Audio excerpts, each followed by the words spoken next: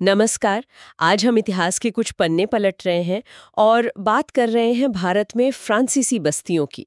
कैसे उनकी कहानी शुरू हुई। जी हाँ। हमारे पास जो जानकारी है वो बताती है कि कैसे फ्रांसीसी जो यूरोप की बड़ी ताकतों में सबसे आखिर में यहाँ आए, उन्होंने यहाँ अपनी जगह बनाने की कोशिश की। हाँ, ये बात दिलचस्प है कि वो आखिर में आए। तो आज हम यही समझने की कोशिश करेंगे कि भाई ये फ्रांसीसी जो देर से आए, उन्होंने भारत के उस समय के माहौल में अपने पैर कैसे जमाए। ये सिर्फ व्यापार की कहानी नहीं है, इसमें कूटनीति भी है, महत्वाकांक्षा भी है और मुश्किलें भी थीं। बिल्कुल, चुनौतियां तो बहुत थीं। और शुरू करने के लिए एक पॉइंट तो यही है कि पुर्तगाली, डच, अंग्रेज, इन सब के मुकाबले फ्रांसीसी काफी देर से आए। तो सवाल उठता है क्यों और कैसे उन्होंने फिर कोशिश की। चलिए यहीं से शुरू करते हैं। हाँ बिल्कुल, ये देरी अपने आप में एक अहम मुद्दा है। देखिए, जब फ्रांसीसी ईस्ट इंडिया कंपनी बनी, नाम था उसका कंपनी फ्रांसेस des ओरिएंटालिस। थोड़ा मुश्किल सा नाम है। हाँ, फ्रेंच नाम है। तो ये बनी 1664 में। अब तब तक तो बाकी यूरोपीय ताकतें भारत में काफी जम चुकी थीं। अच्छा। और इस कंपनी को बनवाने में फ्रांस के जो राजा थे, लुई 14, उनके एक बहुत काबिल मंत्री थे, जियों बाप्टिस्ट कोलबर्ट। उनका बड़ा हाथ था। कोलबर्ट, मैंने सुना है इनका नाम। जी, कोलबर्ट चाहते थे कि फ्रांस भी एक बड़ी व्यापारिक शक्ति बने दुनिया में, और ये कंपनी उसी प्लान का हिस्सा थी। यहीं पे एक फर्क आ जाता है ना। अंग्रेजी ईस्ट इंडिया कंपनी तो शुरू में व्यापारियों का ग्रुप थी। हाँ, वो प्राइवेट थी शुरू में। लेकिन ये फ्रांसीसी कंपनी शुरू से ही सरकारी थी। बिल्कुल, ये एक बहुत बड़ा अंतर है, और शायद आगे चलकर उनकी किस्मत पर इसका असर भी पड़ा। कैसे? सरकारी होने से फायदा था या नुकसान? देखिए, शुरू में तो लगा कि फायदा है, राजा का सीधा सपोर्ट था, पैसा भी शायद ज्यादा स्टेबल रहा हो। कोलबर्ट ने इसे हिंद और प्रशांत महासागर में व्यापार के लिए 50 साल का एकाधिकार मोनोपोली भी दिलवाई। 50 साल? हाँ, काफी लंबा टाइम है। हाँ, तो कागज पर तो सब बढ़िया था, लेकिन दिक्कत ये थी कि सारे बड़े फैसले पेरिस में बैठे मंत्री लेते थे। दरबार की राजनीति का असर पड़ता था। ओह। तो जमीनी हकीकत से शायद थोड़े दूर। हाँ, वो लचीलापन, वो फटाफट फैसले लेने की आजादी जो शायद प्राइवेट कंपनी में होती है, वो यहाँ कम थी। और ये चीज आगे दिखी भी। तो ठीक है, कंपनी बन गई, सरकारी भी थी, लेकिन हुआ क्या? जमीन पर पहला कदम कहाँ रखा? सुना है भारत से पहले कहीं और कोशिश की थी। हाँ, ये भी एक बात है। उन्होंने पहले मेडागास्कर में कॉलोनी बनाने की कोशिश की। मेडागास्कर भारत आने से पहले? क्यों? वो उस समय की रणनीति का हिस्सा था।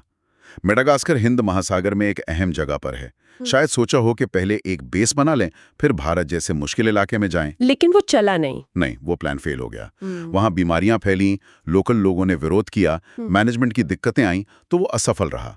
उसके बाद ही उनका पूरा ध्यान भारत पर आया। अच्छा, तो मेडागास्कर फेल होने के बाद भारत आए। जी। और फिर 1667 में फ्रांसवा कैरों के नेतृत्व में टीम आए। जी। फ्रांसवा कैरों, और उन्होंने सूरत में अपनी पहली फैक्ट्री खोली। फैक्ट्री आज वाली फैक्ट्री नहीं है ना? नहीं, उस जमाने में फैक्ट्री का मतलब था एक ट्रेडिंग पोस्ट, गोदाम, एजेंट के रहने की जगह, थोड़ा बहुत किला जैसा। और सूरत ही क्यों चुना? वहां तो पहले से कंपटीशन रहा होगा। बिल्कुल, सूरत उस समय पश्चिमी भारत का सबसे बड़ा पोर्ट था। अंग्रेज, डच सब वहीं थे। तो अगर भारतीय व्यापार में घुसना है तो सूरत तो आना ही पड़ता।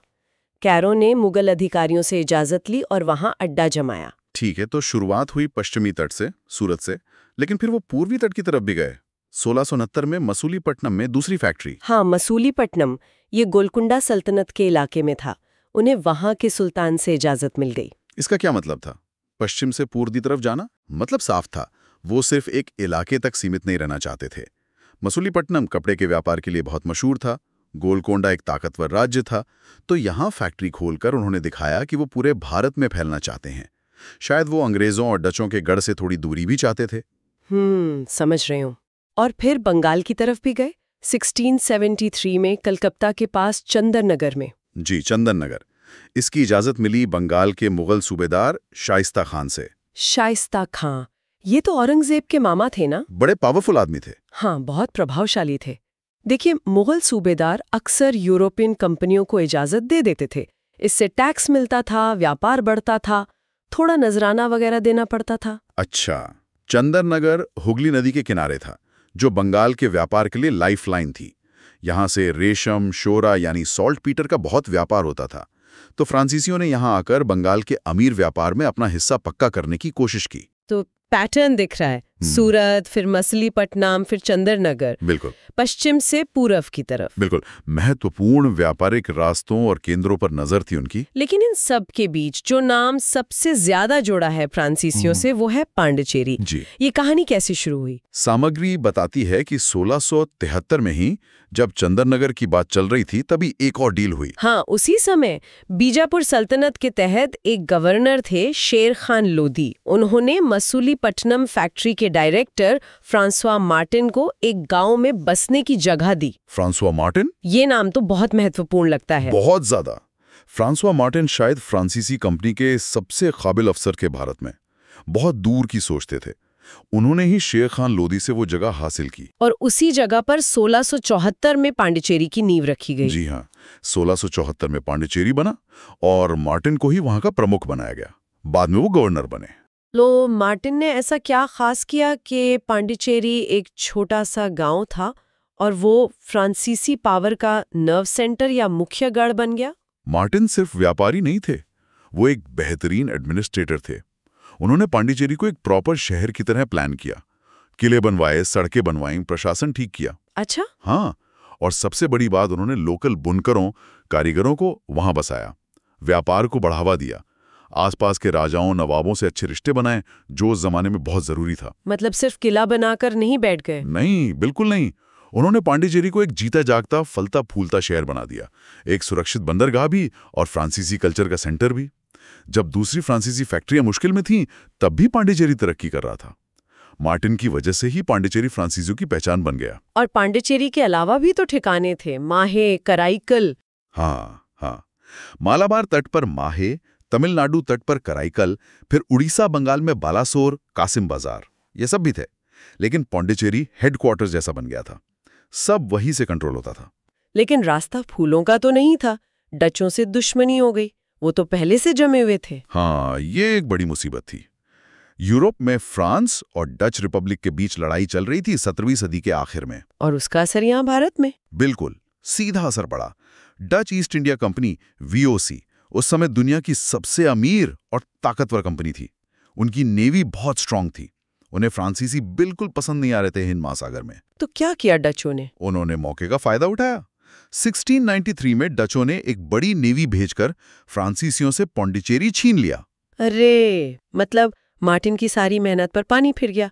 ये तो बहुत बड़ा झटका लगा होगा ना फ्रांसीसियों को? बहुत बड़ा झटका था। पांडिचेरी सिर्फ उनका बेस नहीं था, वो उनकी इज्जत का सवाल बनता जा रहा था। उसका छिन जाना मतलब उनकी पूरी योजना पर सवालिया निशान लग गया। ऐसा लगा कि शायद फ्रांसीसी कहानी यहीं खत्म हो जाएगी।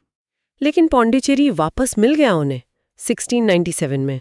कोई संधि हुई थी? हाँ, यूरोप में लड़ाई खत्म हुई रिस्वीक की संधि से। इस संधि में तय हुआ कि जो इलाके युद्ध में जीते थे उनकी अदला बदली होगी।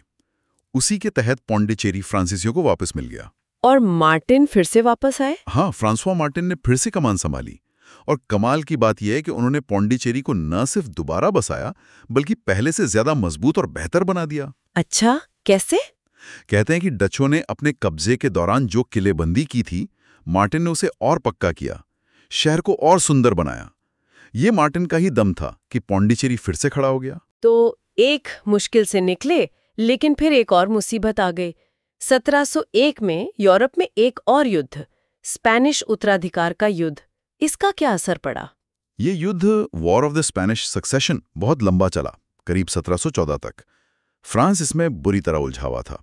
अब क्योंकि फ्रांसीसी ईस्ट इंडिया कंपनी सरकारी थी। हाँ, ये बात हमने शुरू में की थी। तो जब फ्रांस की सरकार की हालत खराब हुई लड़ाई की वजह से, तो कंपनी को पैसा मिलना बंद हो गया, सरकारी मदद कम हो गई। ओह। ऊपर से लड़ाई के कारण समुद्री रास्ते खतरनाक हो गए, जहाजों पर हमले होने लगे, व्यापार ठप पड़ने लगा। कंपनी को भारी नुकसान हुआ। कितना नुकसान? इतना कि उन्हें अपनी कुछ पुरानी फैक्ट्रियां बंद करनी पड़ी। सूरत, मसूलीपट्टनम, यहाँ तक कि इंडोनेशिया में बैंटम की फैक्ट्री भी बंद करनी पड़ी। बाप रे, सूरत और मसूलीपट्टनम भी? मतलब हालत काफी खराब हो गई थी। जी, कंपनी आर्थिक रूप से बहुत कमजोर हो गई थी। और इसी बुरे वक्त में एक और बुरी खबर आई। 31 दिसंबर 1706 को फ्रांसवा मार्टिन की मौत हो गई। हाँ, ये शायद सबसे बड़ा झटका था उस समय।